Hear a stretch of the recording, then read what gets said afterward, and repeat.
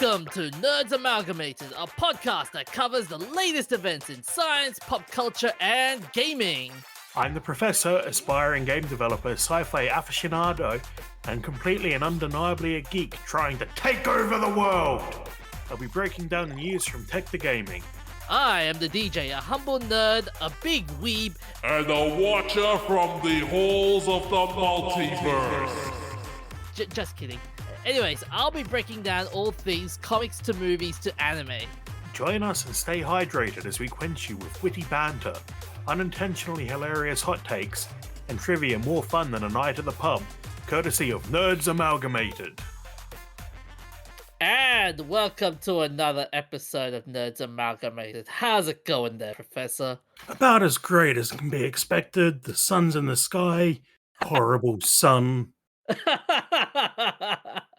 Oh, you'll get used to it. I'm too white to go out in the sun. Yeah, but you get some good vitamin B and stuff like that, don't you? It's vitamin D. Yeah, vitamin D. Yeah, you get some good vitamin D. I'm not trusting you for medical advice. Oh, thank your lucky stars. You haven't asked me for any medical advice. What else has been new besides the sunshines and the rainbows and? I don't know. Why don't you tell me? I've been watching. I saw a tweet the other day.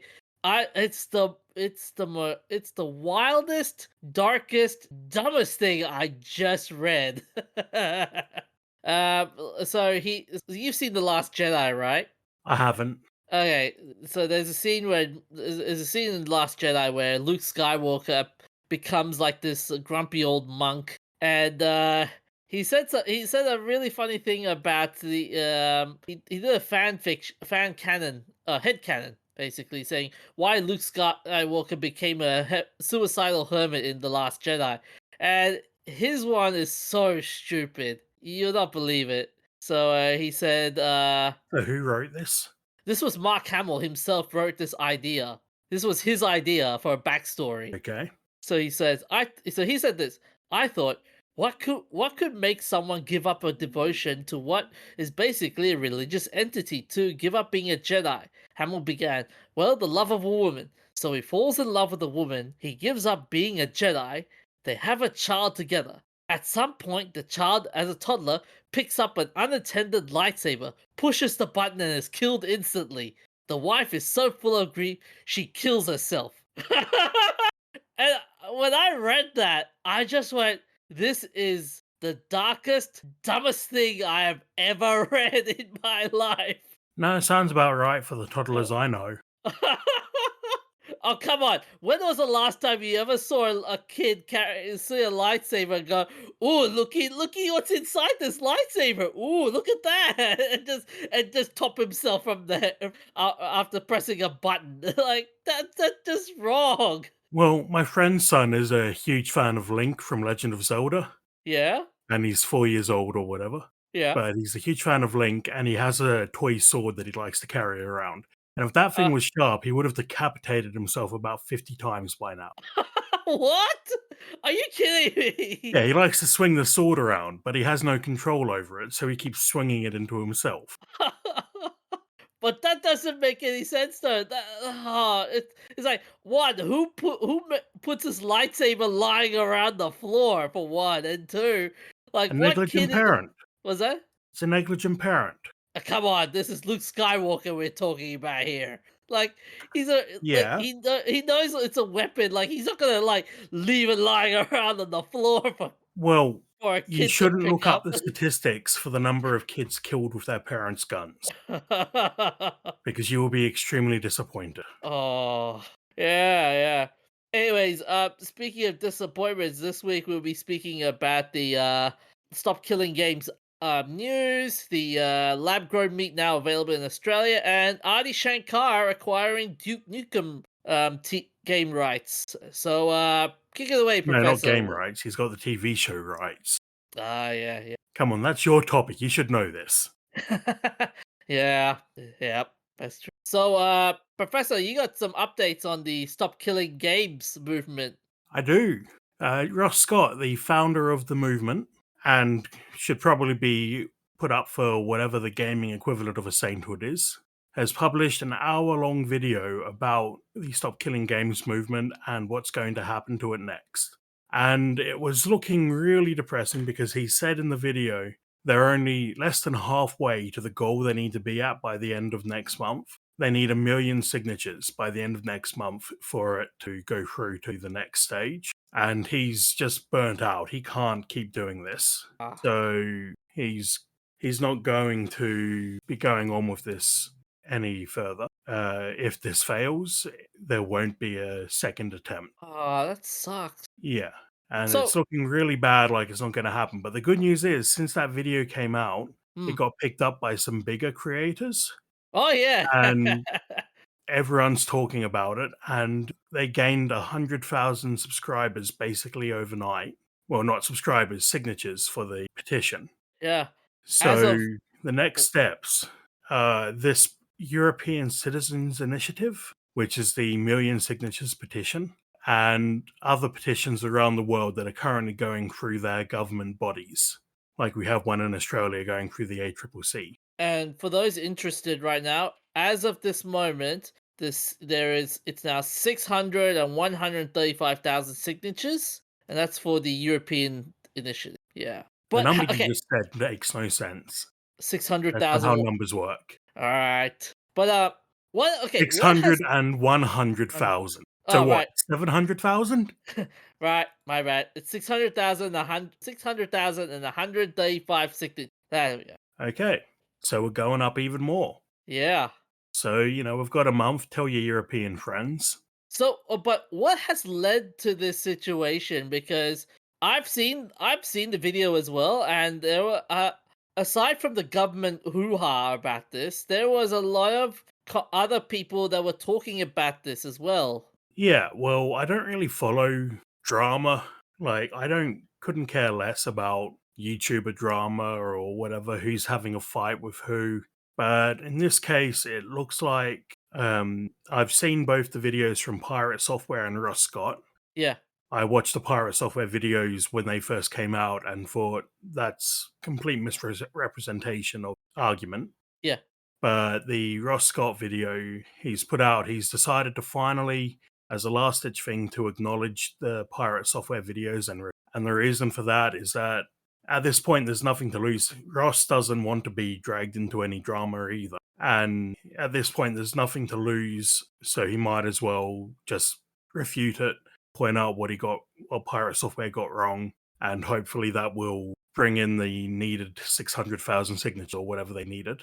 Well, we're now down to 400,000 signatures needed, so apparently it works to cause drama. Well, the funny thing is though, because it was Mudaha and Moist Critical, Charlie, they decided to back up Ross Scott's initiative, saying Yeah, how and Lewis Rossman would be doing it, but he's actually very sick right at the moment. yeah, yeah. And oh man, they were really angry at Pirate for saying all this sort of misinformation about this. Side like note, you know how hard it is to Google that studio? The Pirate Software, you Google Pirate Software, you're not getting results for the game studio Pirate Software. no, you're not. and I don't know if that's deliberate or not. what's crazy about this? So this whole thing, it was when I saw the videos for it, the way Pirate Software is talking about it, it was absolute pearl clutching. It was just Pirate Software just pearl clutching the whole thing. Yeah, Like and like he's rude about it. yeah, oh yeah, yeah. He's not just, I disagree with you, here's why. He's explicitly incredibly rude about it, and I don't think that level of rudeness is justified by Ross Scott's plans. Now, some of his points that he says that it's vague and it doesn't go into enough detail, I disagree with that, but if that's the thing, there's nothing stopping him from actually lending a hand because he claims to be on the side of the consumers. Oh, oh, But yeah, what I think is more likely to go and dive into the drama is that Pirate Software is on the side of the big companies. Because when Diablo 4 came out and there was all the controversy about that, Pirate Software put out videos about how great Diablo 4 is. And that seeing that reference in Russ Scott's video made me realize this guy is like actually former Blizzard. Yeah. So the Oh yeah. company who make Jason Hall, Pirate Software, is former Blizzard. So the company who make Diablo. And it feels to me like he's still, even though he's independent, he still is deep on the side of maybe Yeah. he's got some friends there he wants to support. Maybe Blizzard has something in their contracts that they can take his firstborn if he says anything mean about them. But it's interesting you mentioned that because in terms of the way he was saying it, because he made some tweets after mentioning the whole aside from the videos that he was mentioning, he made some really interesting tweets. Which one was deleted and two were kept up. Like how he was saying, like that now that your initiative has failed, you're blaming me for 33 minutes of an hour-long video covering it. Your community is out and force shitting on our streams and socials with hate messages, threats, and snide comments. Since you're like this was from his deleted tweets. Since you're so set on cutting up my responses into pieces to try and make seem unhinged, I'm going to drop my videos here to show the actual content. And he ends by saying, I still disagree with your movement for all the reasons I stated. That's unlikely to change, and all that point, and that at this point, I'm more than fine with that. But it's Yeah, but he also rejected any chance to actually have a dialogue, Ross. Yeah, yeah, yeah. And I saw the video that was critical looking about, and he Pirate basically dumbed down the Stop Killing Games initiative to used car salesman talking point, which I found it very offensive. Yeah, well, I've been following Ross Scott for a very long time, since the original Freemans, which is a comedy series. Basically, he plays through the Half-Life games Yeah. and commentates what's going on in Freeman's head. But with a Freeman is the extremely unhinged, borderlining on insane. But I've been following him since those were a thing, and he's taken a bit of a break while he does Stop Killing Games because he just hasn't had time. Yeah. And I don't get the impression that Russ Scott is a used car salesman. I think from all the videos he's put out in the past about the state of the games industry, the state of IT in general, because he has some very passionate videos about user interface design as well. I think he's not a used car salesman. He's just very passionate about what he does. And he's been doing it for so long that, maybe he does need an outside perspective, but Jason Hall isn't the person to bring that outside perspective. He's just wholesale throwing out anything that Ross comes up with. Oh, okay, I will say this though. This whole thing is a great spectacle. That is the definition and a litmus test to how people really don't look at information critically. They're just interested in their own narratives and fan fiction. Oh, really? That wasn't obvious to you with the last however long you've been alive? Yeah, yeah, yeah. But what's also interesting, besides the fact that Pirate Software was doing this sort of fuckery, and the blowback has been also interesting from his YouTube channel getting massively disliked to content creators themselves also saying you're a fucking idiot, Pirate Software. What the hell are you doing? Yeah, well, I noticed the tide started to turn against Pirate Software Hmm. a few months ago, I think. It might have been longer actually. He plays a World of Warcraft hardcore server. Yeah. So basically when you die you get banned from the server. And he was doing a raid with some friends, content creators or someone he knows. And I noticed a big change in public sentiment because there was an incident during this raid where a character was in danger of dying and he could have run in and saved them, but he refused to. Oh shit.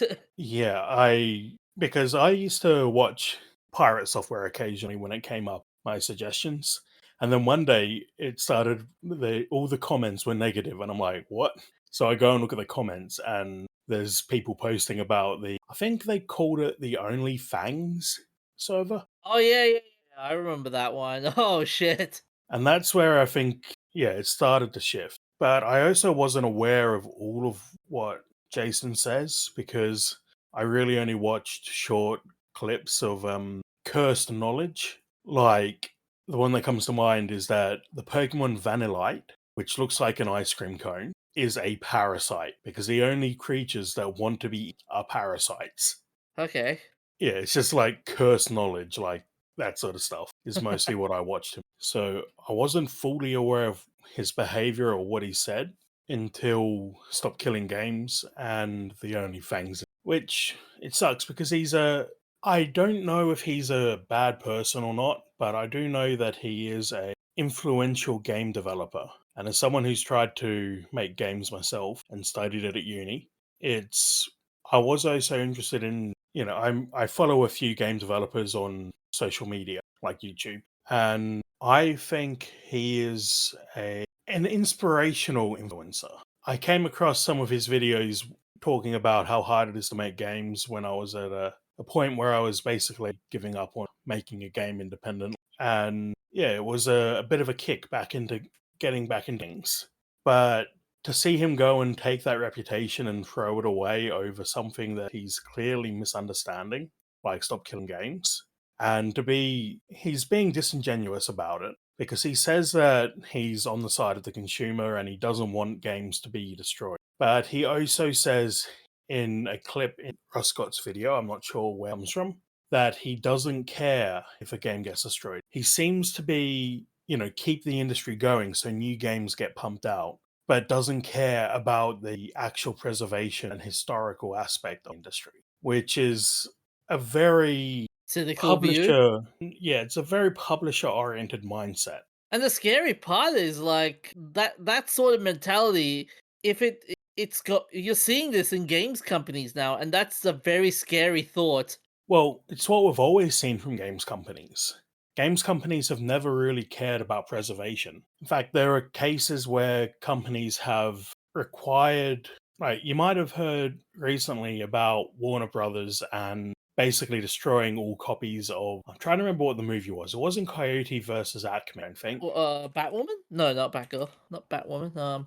But yeah, they had a movie that was basically completely finished, and they essentially destroyed it because they decided it wasn't going to be profitable to go through with releasing it. Well, there are cases where game developers in the past have, and it's not just game developers, sorry, I'm targeting movie studios currently, but they always have deleted old films that they don't think are profitable to keep around. And there was a recent story about the early Fallout games, Fallout 1 and 2, that what's his name, Tim Kaine, one of the developers, had it all backed up and was ordered to destroy the backups.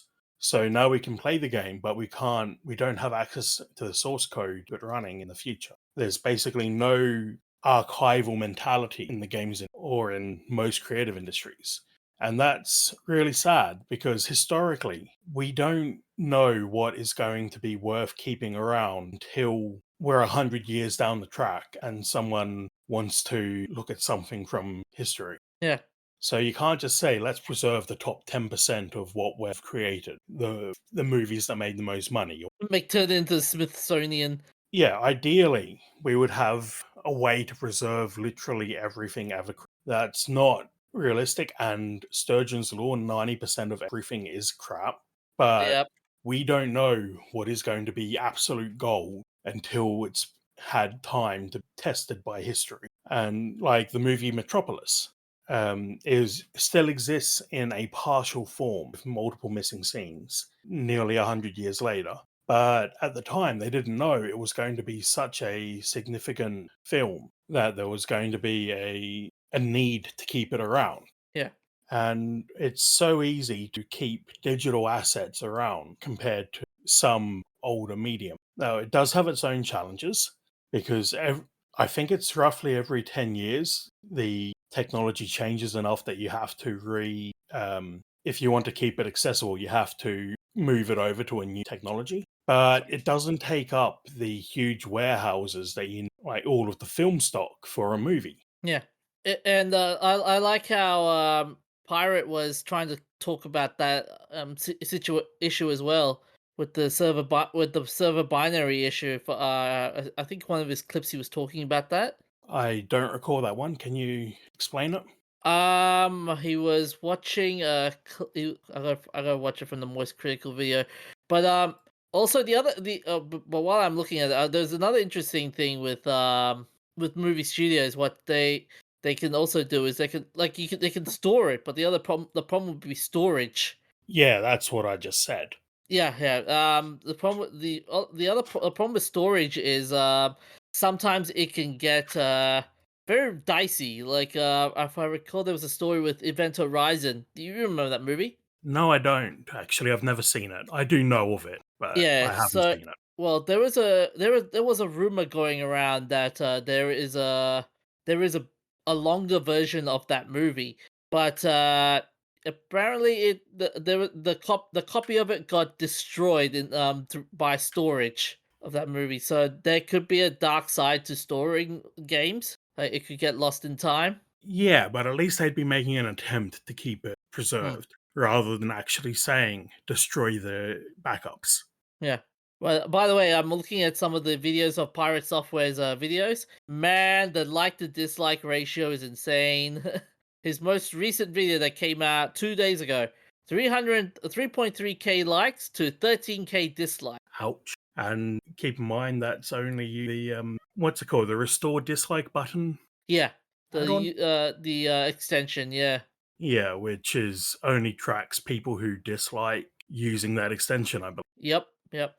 And and also another interesting thing with the comment was how someone wrote that oh, Pirate Software is doing all this because he thinks this whole thing is an attack on game developers, which I think that's I think that's a that's a bit. bit of a stretch.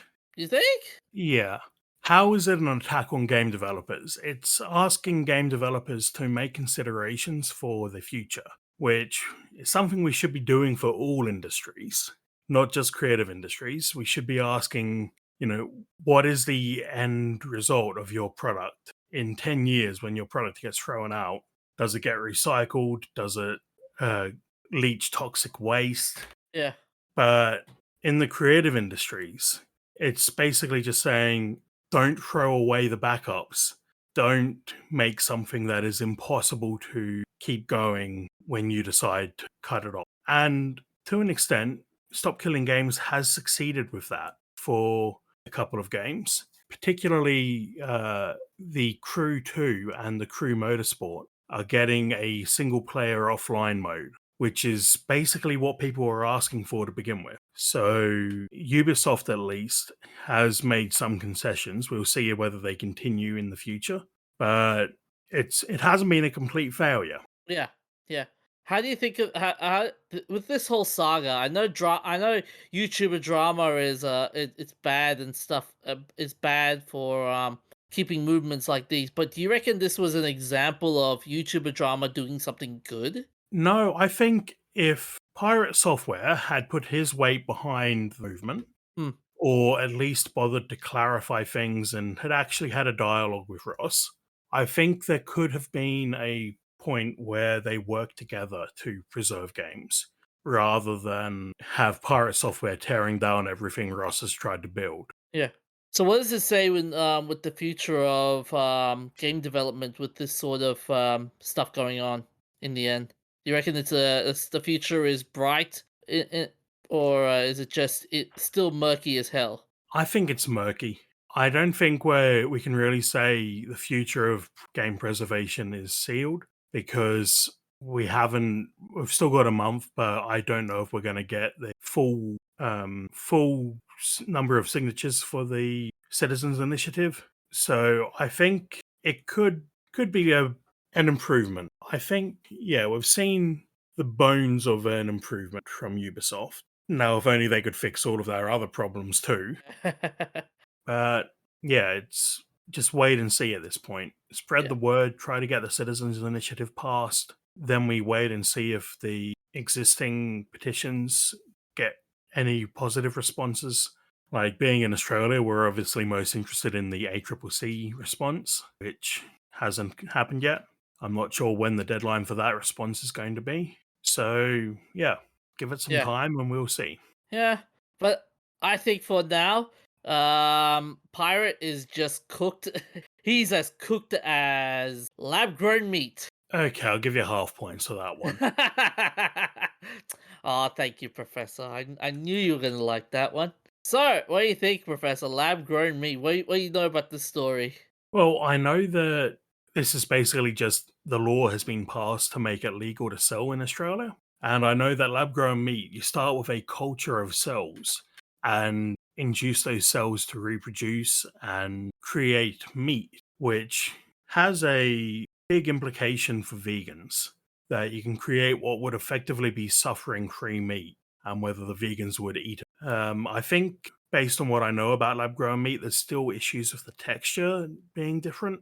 So it's not a one to one replacement. You're not going to make a steak, but you can make, minced meat out of it and get roughly the same texture you'd expect. Yeah, it's not really foie gras, isn't it? Well, this initial product is probably going to be more expensive, so it will only be for fancy people to begin with. But it's possible that in the future the price comes down massively and anyone can buy it. See, on the one hand, yeah, the price is going to be expensive.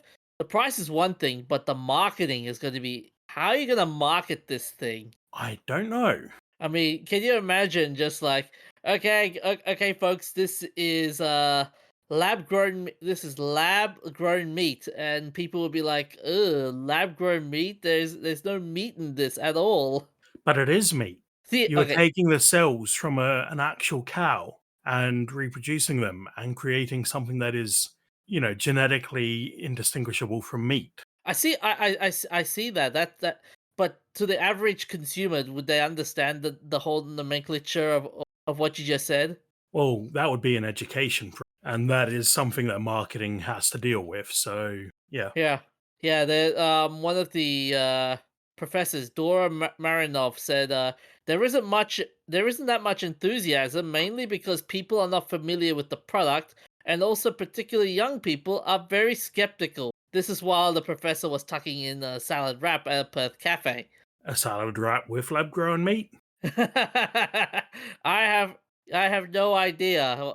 Well, it probably wouldn't be a salad wrap if it had meat in it, would it? Yeah, but the other question you have to wonder is like, what's the difference between lab grown meat and plant based meat? Well, one Uh, is reprocessed plant material, and Yeah, the other is literally meat. So one is plants pretending to be, the other is effectively, once you mince it up, indistinguishable from the real thing. yeah, Like if I gave you a plant based burger patty and a meat based burger patty, you'd be able to tell the difference. If I gave yeah, you a animal patty and a lab grown patty, you wouldn't. yeah. What's also going to be interesting is once this lab grown meat gets shipped out to consumer markets, you might see a couple of people just like how efficient no, I wouldn't say beef aficionados. That sounds like a lame brain. That's like a lame name. Um, People who love authentic beef will go, nah, this is not for me, kind of thing, kind of dealio. That's okay. Not everything has to be favorable. The other interesting thing with this whole situation is the ethical concerns and environmental concerns as well. That's where I'm most excited Hmm. because, yeah, you're taking cells from a real animal. But once you've done that, you can keep them alive indefinitely, like the HeLa cells, Yeah. and just keep them growing and reproducing until you produce enough meat to replace a person's meat consumption. Environmentally, I'm not sure whether it's better or not, but if it is, then that's another win. You know what's funny? This whole idea of lab grown meat reminds me of Red Dwarf when Lister is cooking the meal for the cat, and all it took was like some wild ingredients, and all of a sudden he gets like a chicken meal. I don't remember that scene. I'm gonna have to rewatch Red Dwarf. That it's the episode where they first meet the transforming alien. I keep forgetting the emo hawks. The emo hawks. That's what it's called. Okay, I don't remember that at all. Yeah. But is this a step in the right direction when it comes to food production and whatnot? I think so.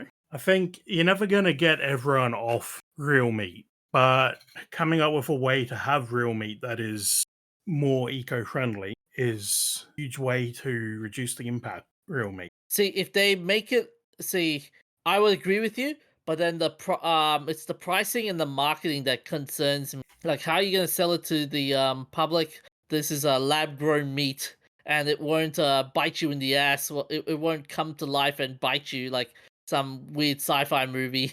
I don't think it'll be that hard. But yeah, I haven't done any market research of it, so who knows? And the other problem you also have to concern is that if you're growing lab meat, like we may not know the mutations that might come with growing meat in the lab. Essentially, I think that's fear mongering. you reckon?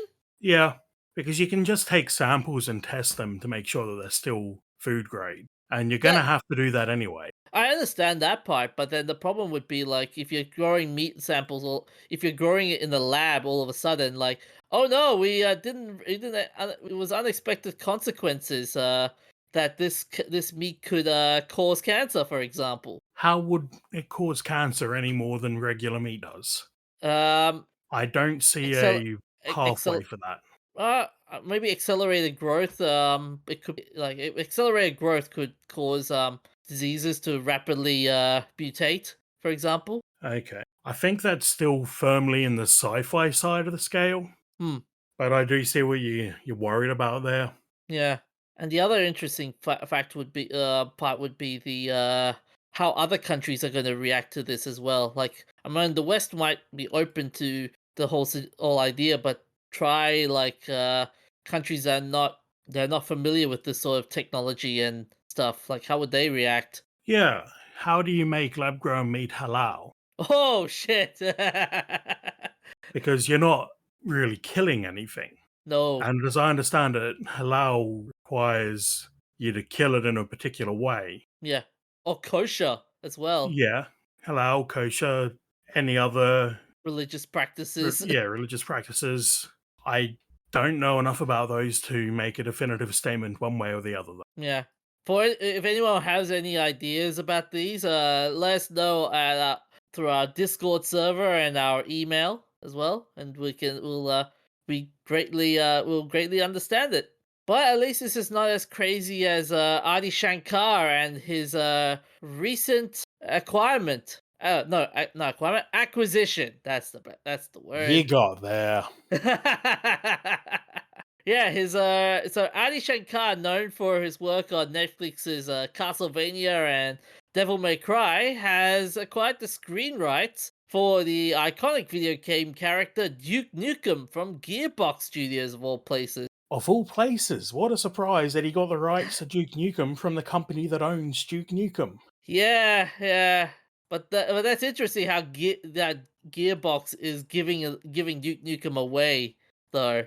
They're not really. The way these agreements work is that he'll get to make one season of a show Hmm. and then they'll reconsider. Oh, you The mean rights will just default back to Gearbox in the end, either way. But yeah, Shankar's vision for the project is unapologetically rebellious. He describes it as a quote, a middle finger to everybody, emphasizing that Duke Nukem was never meant to be a sanitized corporate brand, but rather a symbol of anti establishment attitude. Yeah, I'm not sure how this is going.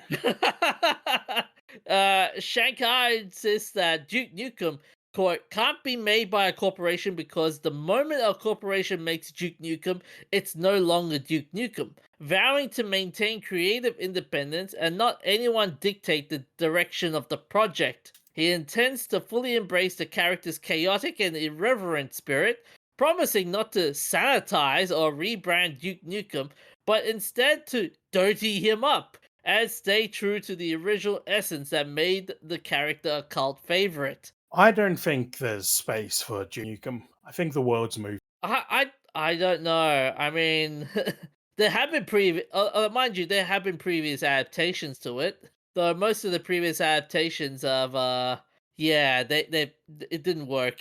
Or even the most recent game flopped. What was their most recent game again? I Duke mean, Nukem Forever. oh yeah. The one that went through so much development hell. Yeah. And I understand people there who were into the game for the gameplay was lacking, not the characterization. Yeah, and you were saying about the whole how it won't survive in the mainstream media in the modern audience realm. The other problem, there are also other problems with Duke Nukem being brought back by Adi Shankar. It's the fact that many video game adaptations have had had a poor track record. I mean, you and I have seen a lot of these adaptations going through the ringer, if not. Yeah, but Shankar has a bit of a pedigree. He's made other shows that have been based on games moderately successful. Yeah. I mean, this most recent one, the Devil May Cry series, even though it was moderately successful, it there was a lot of stupidity with the whole with that series. For example, the fact that they did the show adapted what Rings of Power did, which was the whole like, oh, orc wives and orc babies and orc families. I'm like, how could they did that with they did that with Devil May Cry as well, like demon families and demon wives and demon kids. You're like, what the hell is this? Honey, I'm off to go torture some souls. I'll be back at 5. Yeah, can you? I can. Oh, can you imagine No, Duke wait, this is an Nukem? equal and opportunity workplace. The demon's wife can torture souls as well, just to be clear. Yeah, can you imagine? Can you imagine the demon kid also going, "Daddy, Daddy, look at me torturing this." One, Ah, Jimmy, it's bring your son to work day. Now you take this poker and you jab him in the eyes. Oh no! Okay. I can I'm picture gonna this stop right. that. That's hurting my throat. Okay. Can you picture this? Duke Nukem, they're killing the aliens. The aliens on this one day. On the one day, it brings the alien kid to work. Feels like a Rick and Morty bit. Oh yeah. Bring your alien kid to work on the day that the When Duke macho Nukem man comes through and shoots up. beheads your father and does horrible things with his neck. Oh, and then all of a sudden the kid sees this and starts this like villain arc like an anime character. It's like, and then 10 years later, if we get another if we get another season, my name is Alien whatnot. You killed my father like some Indigo Montoya line. But yeah, there's they'll also have to deal with some corporate and creative tensions. I mean, while Shankar insists on full creative independence and rejecting corporate oversight, mainstream distribution would be a different thing. Yeah, what is Netflix if not corporate? Yeah. Oh yeah. And you're also gonna have to deal with like expectations and divided audience. I mean, big fans of Duke Nukem.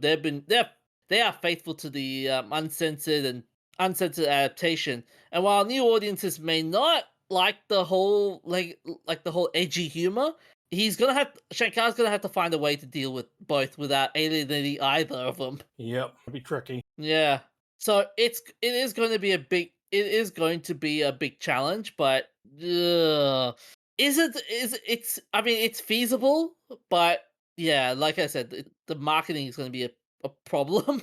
I mean, like the I mean he has done a couple of adaptations faithfully on the YouTube side of things, like he did with the Power Rangers and the Pokemon one, for example. If you, I'm not sure whether you're familiar with those. I'm not.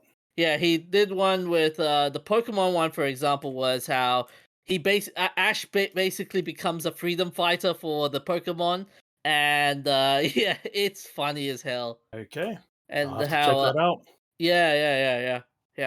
But besides the dealing with the dealing with modern audiences and and the corporate side of things, what do you reckon? What else do you reckon that'll be the biggest barrier for him? In essence, that'll make Duke Nukem not a reality. Well, I just don't think there's much room in for that stereotype anymore. We expect something different from our media these days. You know, it'd be actually hilarious now. And now I think about it, it'd be actually hilarious if Duke Nukem, if they do, because they didn't specify whether it's animated or not, did they? For this, I don't know. I'm assuming animated. see if they do it animated, I would like to. I would love to see Pedro Pascal just doing the voice of Duke Nukem. Does Pedro have to be in everything? Hey, he's a big name now. He's a big star now. So Yeah, he's a good actor. Good actor and seems like a good person. yeah. But seriously, there's more than 3 actors in Hollywood. Oh come on, who else do you reckon that should would voice it? I mean, actually no. You know who I think would be another perfect one? Charlie Cox. How he recently did the voice work for Obscura. Yeah, Claire Obscura. He was recently in that game. Okay. Yeah. Actually, no. No. If they want to make it absolutely hilarious, just for lols, Tom Holland as Duke Nukem. Nah, he's too youthful. Duke Nukem needs to sound more like he's been smoking a pack a day. There are two people I can think of right now that could do it. Either John Travolta or Mickey Rourke. I mean, I don't know why they wouldn't just get the Duke Nukem voice actor, and he's still alive. Is it? Is he? Huh. Yeah, John St. John or something? Yeah, yeah, he could do it. Yeah, yeah, I could. Yeah, you're right. I could also see that happening. Yeah, yeah. He was recently in the yeah, the character Duke Nukem. He was recently in Bulletstorm, the full clip edition. So 2017. So yeah, I could do. Yeah, but yeah, it's gonna be an interesting ride. Well, only time will tell. Anyways, we'll take a short break and we're back with our shout outs and wacky movie. And this episode is sponsored by our good friends at Res. So for anyone listening to this episode wants to order a good can of Res, just type up a special code word nerds1. It's nerds1, right, Professor? No, it's just nerds. Yep. Come on, Okay. DJ, you should know this. Just type up nerds on the checkout of at the checkout, and you will get a very special discount. But what does it do, DJ? It slices, it dices, it gives you it gives you good confidence and improves your eye health, and it also gives you a good psychological edge when it comes to gaming. So try out Res. Alright, on to our shoutouts. On the 23rd of June 2025, we got the 25th anniversary of Deus Ex. This is a 2000 action role playing game developed by Ion Storm and developed by Eidos Interactive. Originally released for Microsoft Windows, it was released for Mac OS the same year and for PlayStation 2 in 2002. The gameplay, combining first-person shooter, stealth, and role-playing elements featuring exploration and combat in environments connected to multiple city-based levels, with quests that can be completed in a number of ways and character customizations based around cybernetic enhancement. Conversation between characters feature a variety of responses which with choices at key story points affecting how some events play out. A post-release patch incorporated deathmatch-style multiplayer. Deus Ex is set in 2052 in a dystopian cyberpunk future beset by terrorist acts, economic inequality, and a plague dubbed the Grey Death. Where have I heard that one? Where have I heard this story before? The more things change, the more they stay the same. Yep. The player character, the cybernetically enhanced JC Denton, is an anti-terrorism agent who is deployed when a terrorist group interrupts supplies of a rare Grey Death vaccine. Investigating the incident, Denton ends up involved in a struggle between multiple factions for control of the world. The story is inspired by popular conspiracy theory motifs, incorporating groups including the Illuminati and the Majestic 12. You've played this game, haven't you, Professor? Not this one. I have played a Deus Ex. I don't remember which one it was. Okay. I'd probably remember if I saw pictures, but yeah, I don't remember which one. Fair enough. I do This game, remember though that the first Deus Ex, I believe, they wanted to include the New York skyline. yeah. Because of system resources, they couldn't include the Twin Towers. So they Oh, said, yeah, terrorist attack destroyed them. oh shit. Yeah. The game was created by Warren Spector, who acted as director and producer, and put together a design concept during the early 1990s under the title Troubleshooter. That sounds like a lame brain name if you do it now. Yep. After being approached by Iron Storm about creating a project with complete creative freedom, Spectre began pre-production in 1997. Staff included lead designer Harvey Smith, lead writer Sheldon Pacotti, and lead composer Alexander Brandon. The game was built using the Unreal Engine, which led to issues with coding and non-player character behavior. Due to technical and time limitations, some planned features and areas had to be downscaled or cut entirely. Upon release, Deus Ex was a commercial success, selling 1 million copies worldwide. It saw critical acclaim from games journalists for its design and freedom of player choice. Its graphics saw more mixed reactions, and the voice acting was faulted. The PlayStation 2 port saw mixed reactions, but many praised its adaptation of the game's mechanics to console. It won multiple gaming awards, and has been ranked among the best video games of all time, and fostered an active fan community. It was also been cited a prominent example of the immersive sim. Deus Ex was expanded into a series of the same name, with a sequel, Deus Ex Invisible War, released in 2003. And the name for and the inspiration for the name Deus Ex was an interesting one. So apparently, during production, the game was originally planned for a release around Christmas 1998, but was repeatedly pushed back due to production problems. By 1998, the title has become Deus Ex, taken from the phrase Deus Ex Machina, originating in ancient theater and typically meaning an unexpected person or figure resolving a situation without warning. Spectre described the title as a multi-layered wordplay on the story's themes, the difficulties of game plots, the concept of a computer game, and a self-referential acceptance of trying one's best to resolve affairs. That's ingenious. On the 25th of July 1997, an uncrewed Progress spacecraft collides with the Russian space center Mir. Ugh, that Oopsie. does. Yeah. Progress M34 undocked from Mir at 10:22:45 UTC in preparation for a docking test planned for the next day. The spacecraft reapproached Mir under manual control in a test intended to establish whether Russia could reduce the cost of Progress's mission by eliminating the Kur's automated docking at 09:18 UTC, whilst under the control of Vasily I'm not looking at that name. Okay, I'm gonna try it. Tsibliev.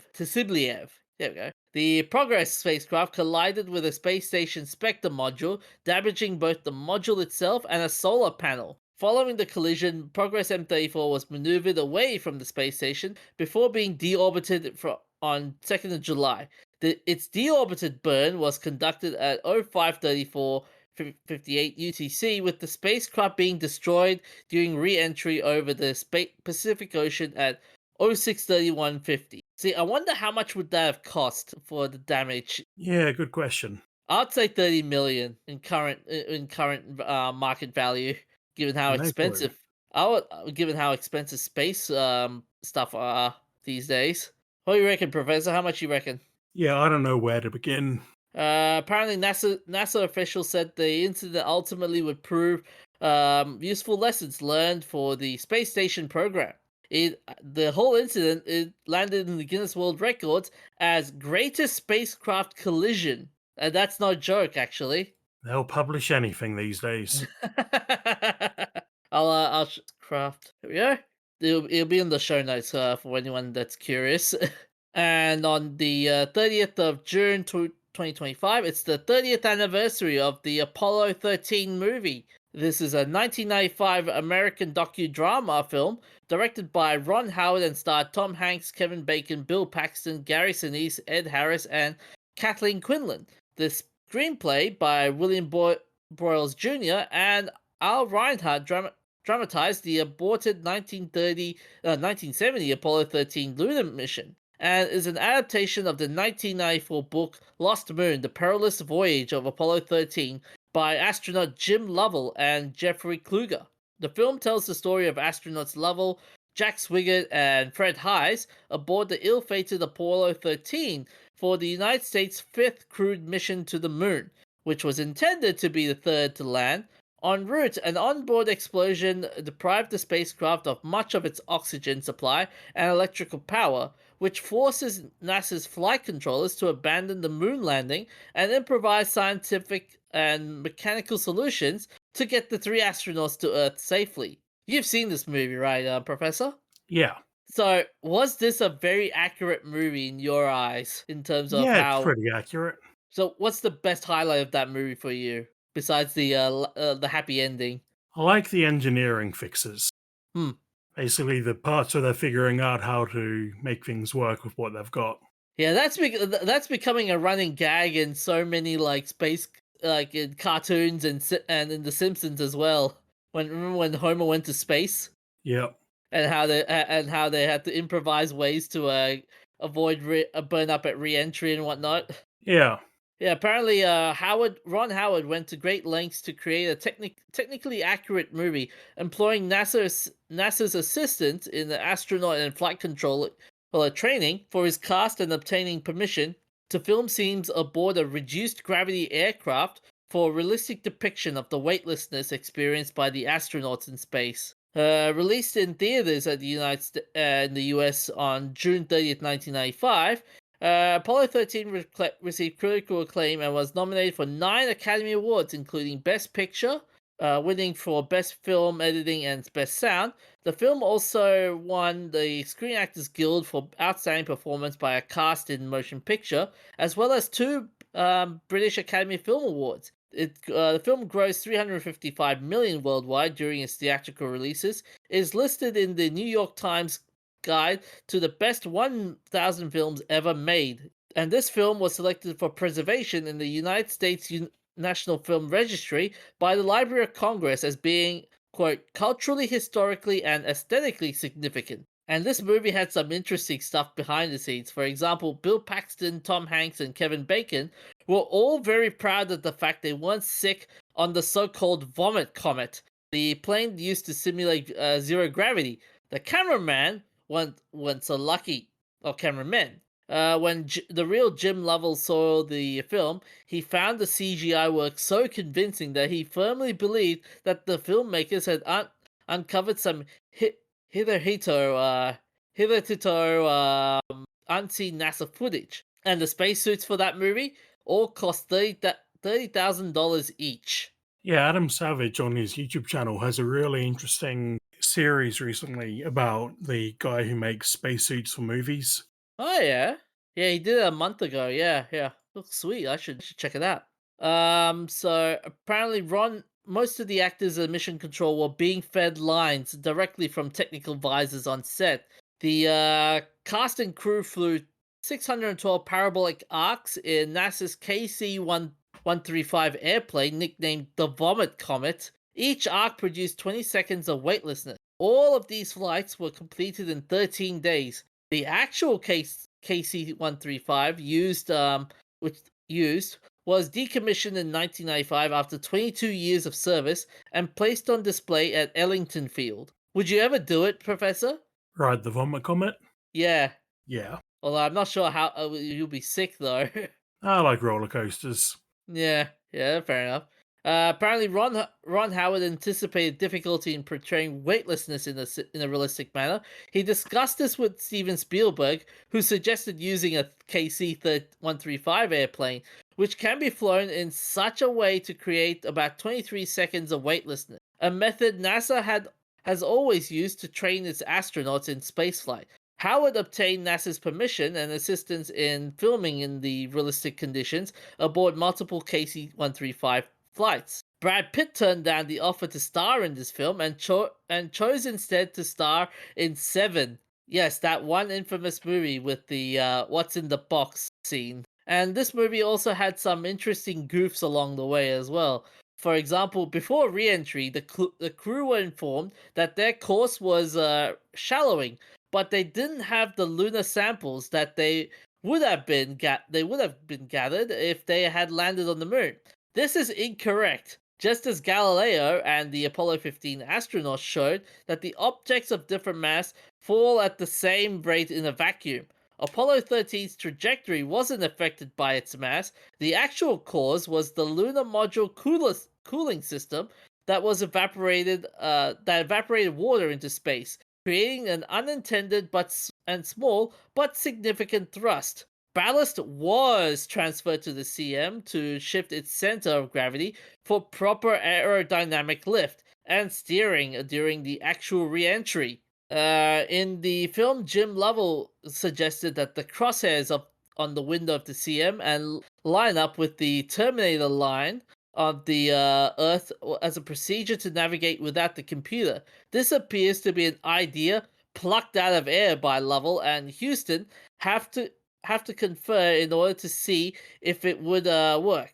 In reality, this procedure was practiced by Lovell on Apollo 8 in preparation for just such a malfunction on the computer, and Houston had full procedural guidelines in place. The actual problem was that the explosion had created a cloud of sunlit debris that made it impossible to align the inertial guidance platform by sighting stars.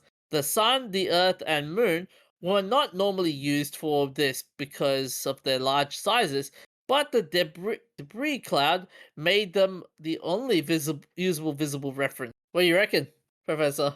Yeah. Sorry, I zoned out. I wasn't listening. Anyways, what's our messed up moment in nerddom this time, Professor? Oh, messed up moment. So, in 2011, scientists in Italy running the OPERA experiment, the oscillation project of a motion tracking apparatus at the Gran Sasso lab, measured that neutrinos were traveling 0.0024% faster than light speed, which Okay. should be impossible. Nothing is faster than light. So they did this by using CERN to generate a beam of neutrinos aimed at the opera detector and measure how long it would take for them to get from one end to the other. So they spent a year checking everything that could possibly have gone wrong with the experiment, trying to work out what was going on, because nothing is faster than light, Yeah. and eventually worked out that there was a loose cable on one of the clocks and that it was running fast. Oh shit! No way! Are you kidding me? It was just a loose wire in the clock. Oh, Yep. So all this time they were like, they could. How long did it take for them to figure it out? Tell me how long. Oh, I don't know exactly when they published the results, but it was at least months, up to a year. Oh no! Let me guess. There are more messed up parts to this, isn't there? No, that's just how science goes sometimes. Oh, that's so messed up. It's all because of a damn clock. Yep. You gotta make sure things are plugged in tight. Yep. Same problem with the RTX 5090. Oh yeah. With its new power connector that keeps melting because it's not plugged in tight enough. Yeah, those power connectors. What a way. Anyways, on to our wacky movie. On the 25th of June 1965, it's the UK premiere of Doctor Who and the Dialects. And the cool thing about it was this on that day this year, it's the 60th anniversary of it. Yep, and it's not the one you're thinking of. You hear Doctor Who and the Daleks and you think it's the episode of the TV show. But no, it's the movie based on the episode from the show, Ah, yeah, featuring this Peter Cushing huh? as a human scientist named the Doctor, as opposed to a Gallifreyan Time Lord named the. Was that a creative decision, or was that just I think it was probably illegal because the way the copyright worked at the time, or at least the way things were licensed BBC, they belonged to their creator. So I think it's likely that they worked out that Terry Nation owned the copyright to the Daleks, but somebody else owned the copyright to a Gallifreyan Time Lord. And also, actually, now I think about it, they might not have established the whole Gallifreyan Time Lord thing yet. I'm not sure exactly when they did that in terms of Canon events. yeah, canon events based on and when they aired that on TV. So I think it's a combo of those two. But it's cool because now we see these movie posters for Doctor Who and the Daleks show up in the actual show. And it's like, yes, they of course they make TV shows about the Doctor. But yeah, this movie, apparently Amicus bought an option to make the story and two sequels from Terry Nation and the BBC for £500. That's not much. Yeah, that was in 60s money though. Yeah, now would be like 2,000, 3,000. Way more than that. Yeah. Principal photography commenced at Shepperton Studios in April 1965 and took 6 weeks. The film was produced on a budget of £180,000, equivalent to £3,563,087 in 2020. This movie, the dialects were designed redesigned slightly. They had a larger base sections with dome lights than the TV version, making them more imposing, and some were fitted with two jawed mechanical claws instead of a plunger. Originally, the dialects were to be armed with flamethrowers, but these were vetoed on health and safety grounds, and because they were considered too frightening for young audiences. Instead, the guns produced jets of CO2 gas from internally mounted fire extinguishers. Although that would have been pretty cool, just seeing dialects with flamethrowers. Yeah, considering they later on introduced like special weapons Daleks, I wouldn't be surprised to see a Dalek with a flamethrower. Oh, that would have been so awesome! Imagine a Dalek, a army of Daleks just charging down connected with flamethrowers, and you hear like Metallica or some heavy metal band playing in the background. That would have been so awesome. You're mixing your decades a bit there. I know, but can you imagine that having that sort of a feel to it? I guess so. Yeah.